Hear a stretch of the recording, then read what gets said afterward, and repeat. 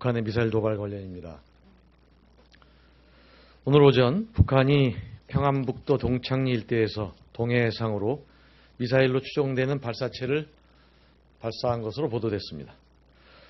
북극성 2형 중장거리 탄도미사일을 발사한 지 22일 만에 또다시 북한이 미사일을 발사한 데 대해서 강력히 규탄합니다. 최근 북한은 한미 합동 군사훈련을 비난하며 긴장을 고조시키는 언행을 지속해 왔는데 오늘 미사일 도발은 그 일환으로 보입니다. 그러나 한미 합동 군사훈련은 북한이 스스로 자초한 것이라는 점에서 북한은 즉시 도발적 행위를 중단하고 대화에 나설 것을 촉구합니다. 북한이 이 소모적 긴장을 끝내는 길은 군사적 도발을 중단하고 핵을 폐기하고 국제사회의 일원이 되기 위해 노력하는 길뿐입니다.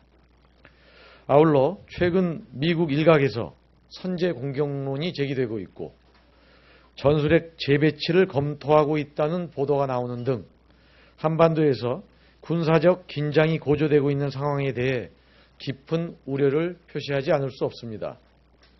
남북 당국을 비롯한 관련국들은 냉정한 자세를 바탕으로 한반도의 평화와 안정을 위해 노력할 것을 촉구합니다. 다음 국정원 헌재 사찰 의혹 관련입니다. 국정원의 헌법재판소 사찰 의혹은 결코 그냥 넘어갈 수 없는 중대 사건입니다. 설사 동향 파악 수준이었다 하더라도 위법 논란을 비켜갈 수 없습니다. 국정원이 민간인 사찰에 이어 입법기관인 국회의원들의 통신 자료를 들춰본 것도 모자라 사법기관의 최고 권위기구인 헌재까지 사찰하고 나선 것은 망국적 행위입니다. 헌법재판소가 더욱더 무거운 책임감으로 탄핵 심판을 마무리 지어야 할 이유이기도 합니다. 대한민국이 국기문란과 적폐를 청산하고 미래로 전진하느냐 아니면 과거로 후퇴하느냐가 헌법재판소 재판관 8명의 어깨에 달려 있습니다. 온 국민이 헌법재판소의 선고가 떨어지기만을 목이 빠지게 기다리고 있습니다. 헌법재판소가 신속한 탄핵 가결로 국정농단을 바로잡고 이 땅의 정의와 민주주의를 바로 세워주기를 기대합니다. 아울러 더불어민주당은 오늘 아침 최고위에서 가칭 국정원 헌법재판소 사찰 대책특별위원회를 구성하여 국정원의 헌재 불법 사찰의 의혹을 대응해 나가기로 결정했다는 점을 아울러 말씀드립니다. 다음은 우병우 전 수석 수사 관련입니다. 특검팀 복수의 관계자들이 우병우 전 수석에 대한 검찰 특수팀의 수사는 전체적으로 제대로 한 게 없다고 말했다고 합니다. 다시 검찰의 손으로 돌아간 우병우 수사에 대해 우려할 수밖에 없는 이유입니다.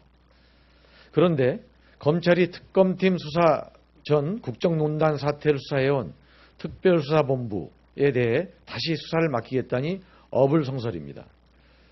특검 수사 과정에서 우 전 수석이 김수남 검찰총장을 비롯한 검찰 수뇌부와 수차례 통화한 정황이 드러났습니다. 그 안에는 이영렬 서울중앙지검장도 들어있습니다. 자신이 자신을 수사할 수는 없습니다. 더욱이 우병우에 대한 수사는 검찰 내부에 스스로 메스를 대는 일입니다. 우병우 전 수석의 검찰에 대한 막강한 영향력은 이미 한 장의 보도사진으로 전 국민 모두가 알고 있습니다. 더욱이 우병우 사단이 여전히 검찰 조직 내에 남아 있습니다. 국민들은 검찰이 이번만은 과연 제대로 된 수사를 할 수 있을지 지켜보고 있습니다.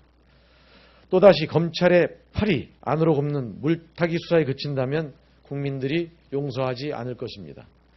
박근혜 대통령 국정농단 사건, 특히 우병우 수사에 검찰의 미래, 아니 모든 것이 달려있음을 명심하기 바랍니다.